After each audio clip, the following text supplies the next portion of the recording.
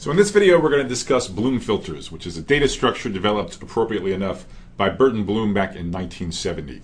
Bloom filters are a variant on hash tables. You'll recognize a lot of the ideas from our hash table discussion. The win that you get in Bloom filters is they're more space efficient than run-of-the-mill hash tables.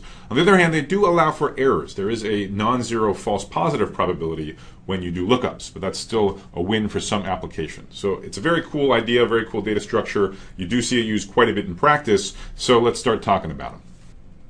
So we'll go through the usual topics that we do whenever we discuss a new data structure. So first, I want to tell you what operations they support and what kind of performance you can expect from those operations. So in other words, what is the API corresponding to the data structure? Secondly, I'm going to talk a little bit about what it's good for. So what are some potential applications? Then we'll take a peek under the hood. I'll tell you some of the implementation details with an emphasis on explaining why you get the kinds of performance trade-offs that you do with Bloom filters. So to first order, the raison d'etre of a Bloom filter is exactly the same as a hash table. It supports super fast inserts, super fast lookups. So you can put stuff in there and you can remember what you put in earlier.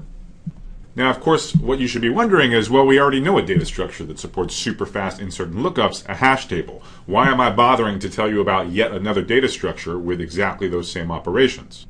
So let me tell you about the pros and cons of Bloom filters relative to run-of-the-mill hash tables, as we've already discussed. The big win is that Bloom filters are more space efficient than hash tables. No matter whether they're implemented with chaining or with open addressing, you can store much less space per object. In fact, as we'll see, less space than that of an object itself using a Bloom filter. As far as the cons, well, first of all, this is really for applications where you just want to remember what kind of values you've seen. You're not trying to store pointers to the objects themselves, you're just trying to remember values. So the first drawback of a Bloom filter is that because we want to be so space efficient, we don't even want to remember the object itself, just whether or not we've seen it before, we're not going to be able to store the objects or even pointers to the objects in a Bloom filter. We're just going to remember what we've seen and what we haven't. So some of you might know the terminology hash set for this kind of variant of a hash table as opposed to a full-blown hash table or a hash map. The second con is, at least in the vanilla implementation of Bloom filters that I'm going to describe here, deletions are not allowed. You can only insert, you can't delete. The situation with deletions is very much similar to hash tables implemented with open addressing. It's not that you can't have a Bloom filter that accommodates deletions. You can, there are variants of it, but it requires significantly more work and we're not going to discuss it here. So to first order, at least for vanilla Bloom filters, you want to think of them as suitable for applications where deletions are not a first order operation. Now the third con, and this is a drawback we have not seen previously in any data structures, is Bloom filters can actually make mistakes.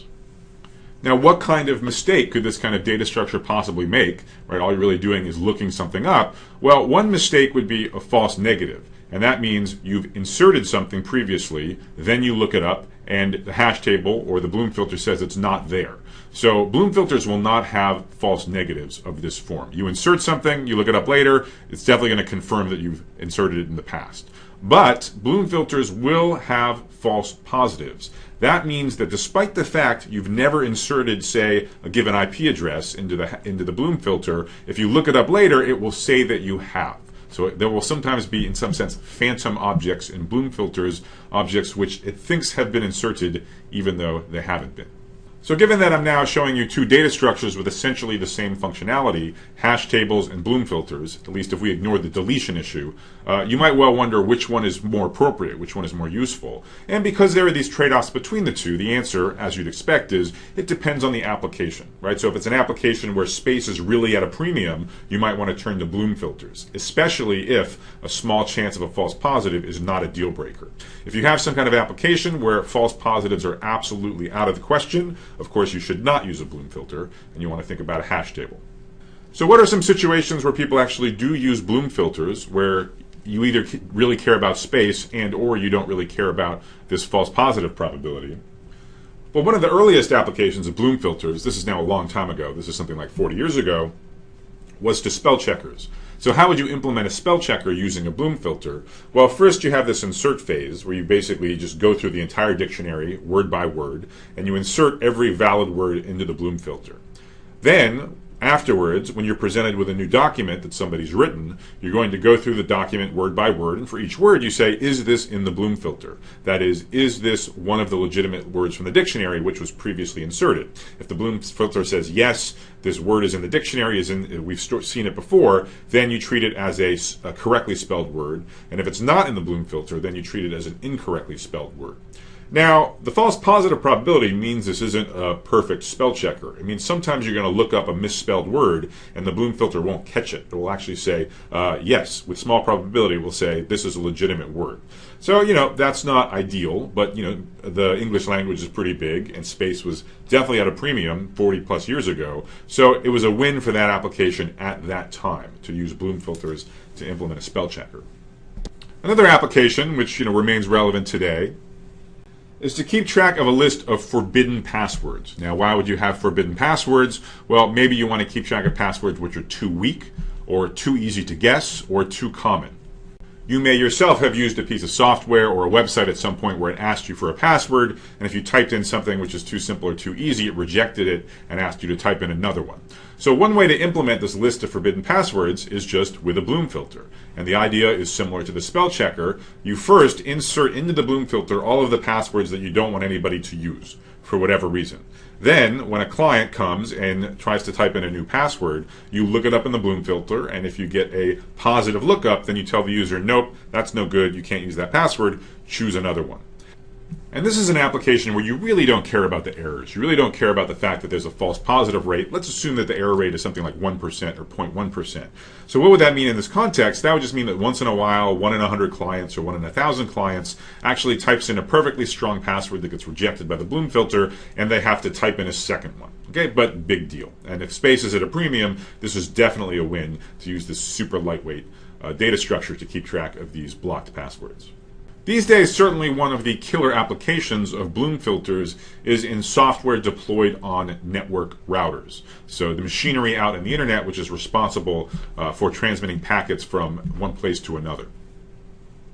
So what are the reasons why Bloom filters have found fertile application in network routers? Well, first of all, you do have a budget on space. Typically in network routers, there's a lot of things they got to do, and you don't want to waste that much of it on just some random data structure to do one specific task. So you do have a budget on space, and also you need super, super fast data structures, right? Because packets are coming in at this torrential rate which you can't even imagine, and you want to process these packets in real time, sending them off to the next hop. Bloom filters are the workhorse behind a lot of different tasks that is done at a network router. You could imagine wanting to keep track of blocked IP addresses. You can imagine keeping track of the contents of some cache so you don't do spurious lookups. You can imagine maintaining statistics to check for denial of service attacks, and so on and so forth. So summarizing, as an expert programmer, what is it you should remember about Bloom filters? What purpose does this tool serve in your toolbox? Well, as far as the operation supported, it's the same as a hash table. The point is to have super fast inserts, super fast lookups. But Bloom filters are a more lightweight version of a hash table. So they're more space efficient, but they do have this drawback of having this small error probability. So those are the key features you should remember when deciding whether or not you're working on an application that could make good use of this data structure. So having discussed what are the operations and what these data structures are good for, let's take it to the next level. Let's peer under the hood and see how they're actually implemented, because this is really a quite simple, quite cool idea. So like hash tables, Bloom filters have essentially two ingredients. First of all, there's an array, and second of all, there's a hash function, or in fact, several hash functions. So we're going to have a random access of an array, except instead of having n buckets or n slots, as we've been calling them, each entry in this array is just going to be a single bit. Each entry in this array can only take on two values, 0 or 1. And the way to think about the space occupied by a Bloom filter is in terms of the number of bits per object that has been inserted into the Bloom filter. So if you've inserted a data set capital S, then the total number of bits is n. The number of objects that have been inserted is the cardinality of S. So n over the cardinality of S is the number of bits in this data structure that you're using per entry in the data set. Now, you can tune a Bloom filter so this ratio is any number of different quantities, but for now, I encourage you to think of this ratio as being 8. That is, for each object stored in the Bloom filter, you're using only 8 bits of memory. That will help you appreciate just how amazing these data structures are, right? Because maybe our data set is something like IP addresses, which are 32 bits. So what I'm saying here, if this is 8, I'm saying we're definitely not actually storing the IP address. So we have this 32-bit object we're inserting, and we're only using 8 bits of memory to somehow remember whether it's there or whether it's not. And again, certainly 8 bits per object is way less than keeping a pointer to some associated memory somewhere. So this is a really impressive minimal use of space to keep track of what we've seen and what we haven't. And secondly, we need mappings of given an object, so say given an IP address, what are the relevant bits for seeing if we've seen this IP address before or not. So in a Bloom filter, it's important to have not one hash function, but several hash functions. So K is going to denote the number of hash functions in a Bloom filter. We should think of K as some small constant, somewhere, 3, 4, 5, something like that. So obviously it's a little bit more complicated to use multiple hash functions as opposed to just one hash function. But it's really not that big a deal. So recall from our discussion of, say, universal hashing, we identified entire families of hash functions which will work well on average. So instead of choosing just one hash function at random from a universal family, you can make K independent random choices from a universal family. In fact, in practice, it seems to typically be enough to just use 2 different hash functions and then generate K different linear combinations of those 2 hash functions. But for the purposes of this video, let's just assume that we've done enough work to come up with K different good hash functions, and that's what we're going to be using in our Bloom filter. So the code for both insert and delete is very elegant. So let's start by insertion. So suppose we have some new IP address and we want to stick it into this Bloom filter. What do? Well, we just evaluate each of our K hash functions on this new object. Each of those tells us an index into our array of bits, and we just set those K bits equal to 1. And when we do this insert, we don't even bother to look at what the previous values of these bits were. So 0 or 1, we don't care. We just blithely go in and set these K bits equal to 1, whatever they were before. So what about looking up? How are we going to implement that? Well, all we have to do is check for the footprint that was inevitably left by a prior insertion. So if we're looking up an IP address and we know it was inserted at some time in the past, what happened? Well, we evaluated the K hash functions, we went to the appropriate positions in the array, and we set all of those bits to 1. So now we just check that that indeed happened. That is, when we get a new IP address, we're looking it up, we evaluate the hash function, all K of them, we look at the corresponding K positions, and we verify that indeed those K bits have been set to 1. So what I hope is clear fairly quickly from inspecting this very elegant code is that we will not ever have false negatives, yet we might have false positives. So let's discuss those one at a time.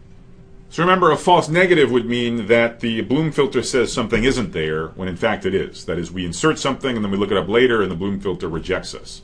Well, that's not going to happen, because when we insert something, we set the relevant K bits to 1. Notice when a bit is 1, it remains 1 forevermore. That's bits are never reset back to 0. So if anything was ever inserted and we subsequently look it up, definitely we will confirm that all of those bits are 1. So we're never going to be rejected by something we inserted before. On the other hand, it is totally possible that we will have a false positive. It's totally possible that there'll be a phantom object, we'll do a lookup, and the Bloom filter will return yes when we never inserted that object. Suppose, for example, the K equals 3. So we're using 3 different hash functions. Consider some IP address, fixed IP address. Maybe the 3 hash functions tells us the relevant bits are 17, 23, and 36. Maybe we never inserted this IP address, but we inserted IP address number 2, and in its insertion, the 17th bit got set to 1. We inserted some other IP address number 3, and the 23rd bit got set to 1. And then we inserted IP address number 4, and the 36th bit got set to 3. So 3 different IP addresses were responsible for setting these 3 different bits, but whatever, it's not like we're remembering that. And then once we look up this IP address we really care about, what do? We just inspect bit 17, oh, it's 1.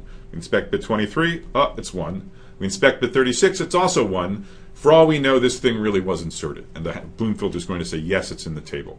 So that's how we have false positives. All of the bits that are indicating whether or not a given object are in the Bloom filter were previously set by insertions from other objects. So there are 2 points that I hope are clear at this stage of the discussion. First of all, that this Bloom filter idea does suggest the possibility of a super space efficient variant of a hash table, right? So we've been talking about setting the number of bits to be roughly, say, 8 times the the number of objects that you're storing, so you're only using 8 bits per object. And for most objects, that's going to be radically smaller than just a simple array storing the objects themselves. Again, if they're IP addresses, we're only have 25% much space as if we actually stored those IP addresses just in an array with no extra bells and whistles. The second point is that we're inevitably going to have some errors in a Bloom filter. We will have false positives where we look something up, it says it's there when in fact it's not. So those 2 points I hope are clear. What's actually not clear is the bottom line. Is this actually a useful idea? For this to be useful, it better be the case that the error probability can be quite small even while the space per object is quite small. If we can't get those 2 things small simultaneously, this is a bad idea and we should just always use a hash table instead. So to evaluate the quality of this idea, we're going to have to do a little bit of mathematical analysis. That's what I'm going to show you on the next couple slides.